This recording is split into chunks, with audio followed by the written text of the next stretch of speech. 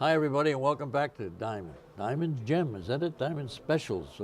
We have it everywhere. The teacher today is Paul Bodwin. Bodwin. Who is, this would be called electronics, what is it, Electronics, technology, and robotics. and robotics. Now, the robotics itself just kind of lights up everything, doesn't it? Huh? Certainly does. Now, is that news to you? Is that new to you, Paul? We've been slowly getting into it over the last few years, but we're in the process of establishing an industrial robotics lab, hopefully for the start of school next year.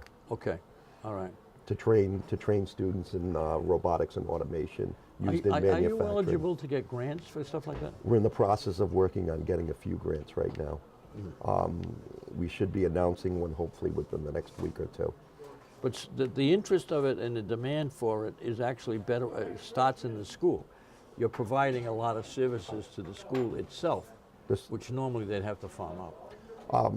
As far as the electronics portion of it, we do assist the IT department with a lot of the computer background work. We do have a student on co-op working with the IT department right now. You said you've been here for 13 years? 13 years. You're a graduate of I'm a 1983 graduate of the electronics program. Electronics program. So you've never seen the outside of the building? I was actually in the trade for 22 years. Oh, you were? I worked for Xerox Corporation. The good thing about that is they actually sent me to school. I have a bachelor's degree in engineering from UMass Dartmouth that was funded by Xerox. Wow, wow, wow. And so this must be exciting for you, though, as the top guy in the program here at the school and watching these kids grasp it. It's probably one of the most exciting jobs I've had.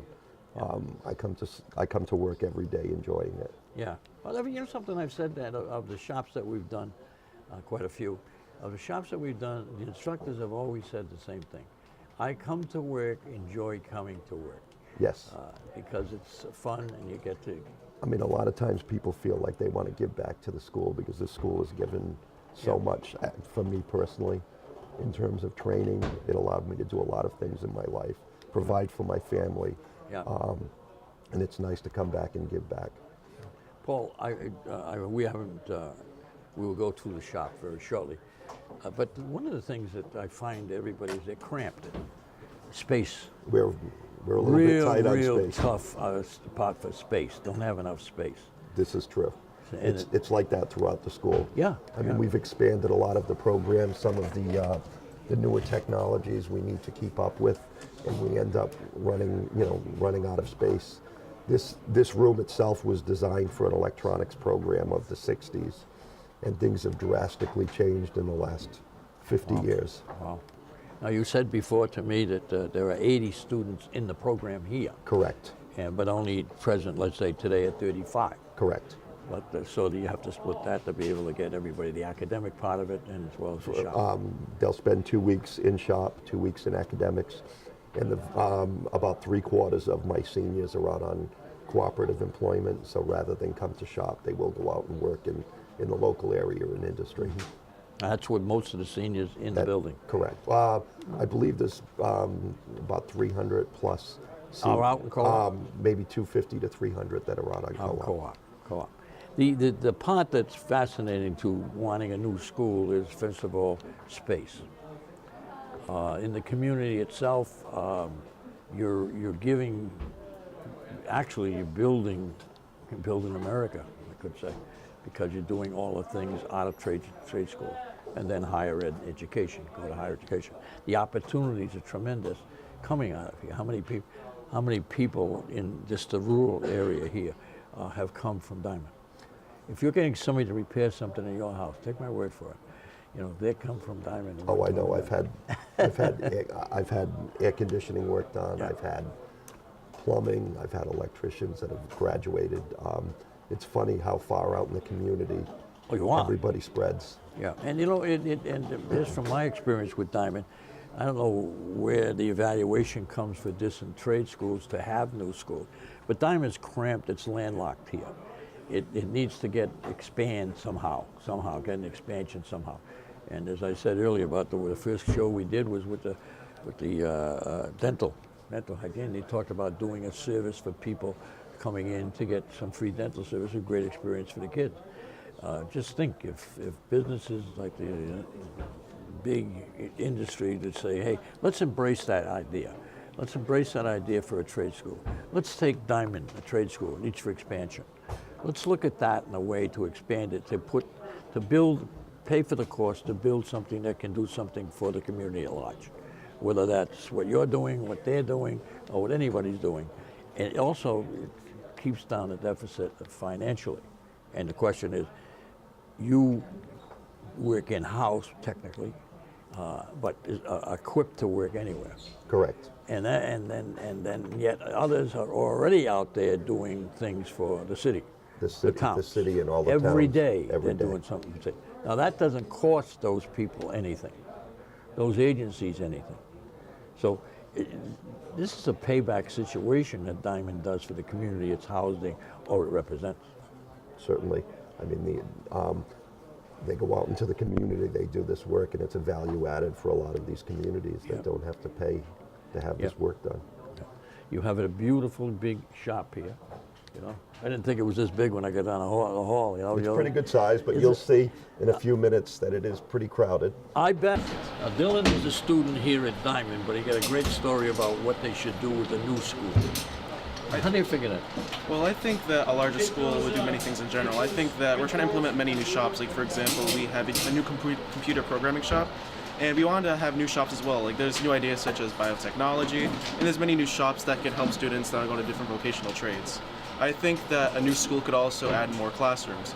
I think that one thing at Diman that we should have more is AP classes, more advanced classes for students that want to go into college.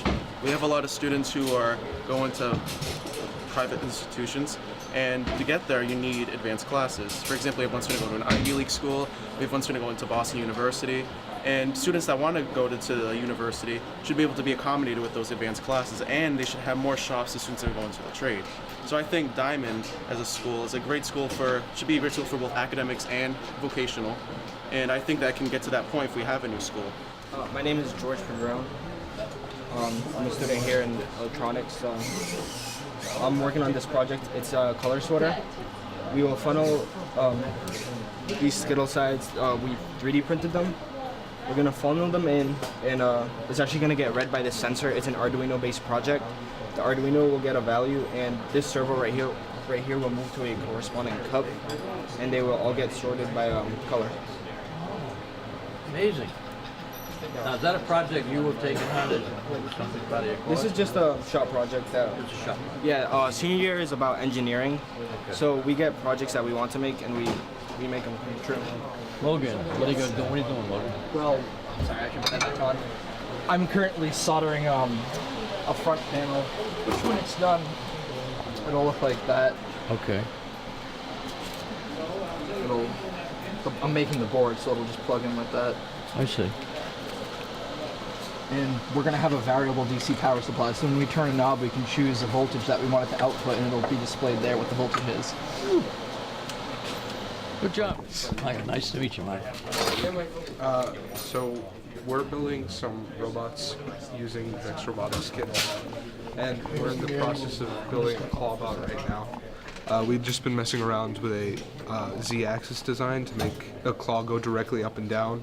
But we had to take that apart because it ended up not going the same range we wanted to. It went up and down, just not as far up or down as we wanted. Okay. So every day, every time you come to the class, how long do you stay in the class? We're in here 2 weeks at a time. How long during the day? All school day. All school. So we spend 7:45 to 2:30 in here, 2 weeks at a time. So we're in here half the time, Good. 90 days a year. Yep. Yep. And we need a new school. We need more space. Right. Our school building is Cramped. very old. Very and tight. As far as I'm aware, we're past the fire limit. We're not supposed to have as many students as we do. And I think our building was built in the 50s or something and renovated in the 70s. 50 years old, I think. Yeah. 50 years. Hello. Jesse. Jamie. Jamie. Jamie. Jamie, nice to meet you. Nice to meet you. You want to show this is these things are being made here? Take Yes. a look. Introduce us to the kids. You can Okay. introduce it, Jamie. If you want. Okay. All right. All right. Right now, we're in the process of building a robot, and this is actually a Skills USA competition. And that's going to take place in Marlborough, Mass. And what the students are doing now is actually building their robots to pick up these yellow cones, okay? And what they're going to do is actually screw them onto these red and blue cones, okay? That's a great hit. I And don't it's get still, the top. yeah, right now they're still in the process, so you'll see things, some things working and some things not working. And the whole idea of it is that they're going to be able to get to a point where they go through the whole engineering design cycle where they got to figure out, okay, if this is not working, what do I need to do to fix it?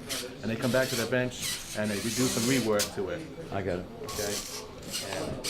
Seems like the best way to get it would be the top part of it. Yes. So, and what they're doing right now, they're just practicing right now, and what they'll do is they'll take it back if they see any adjustments they can make. Very good.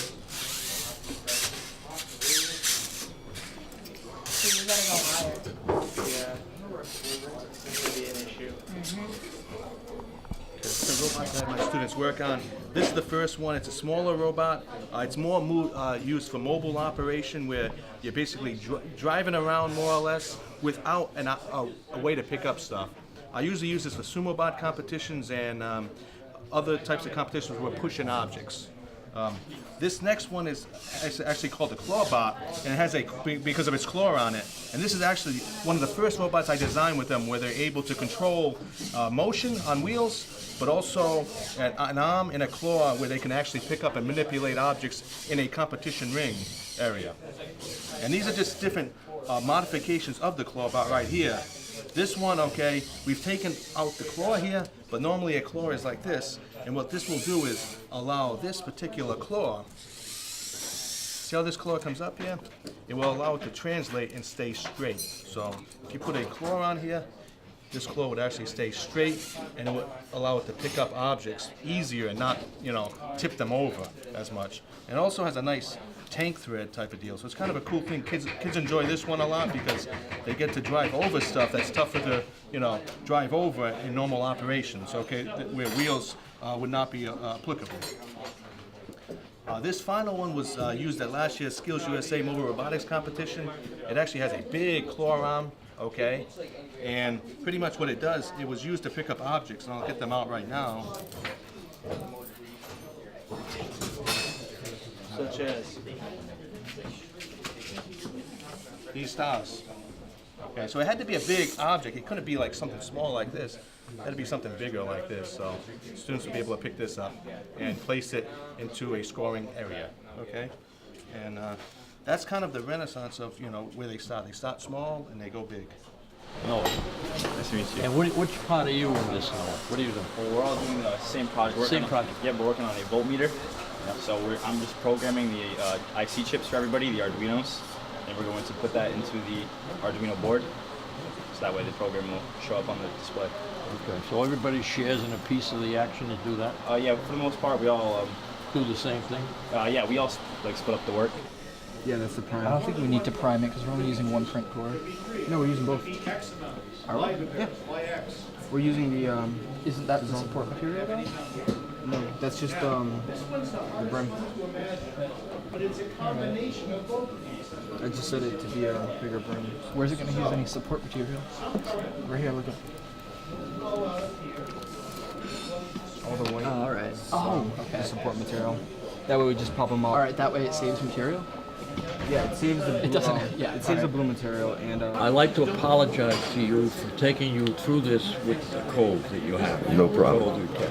But it was interesting to be with you. It was interesting to see your shop and people, the kids, and the enthusiasm is on their face and everything that they do.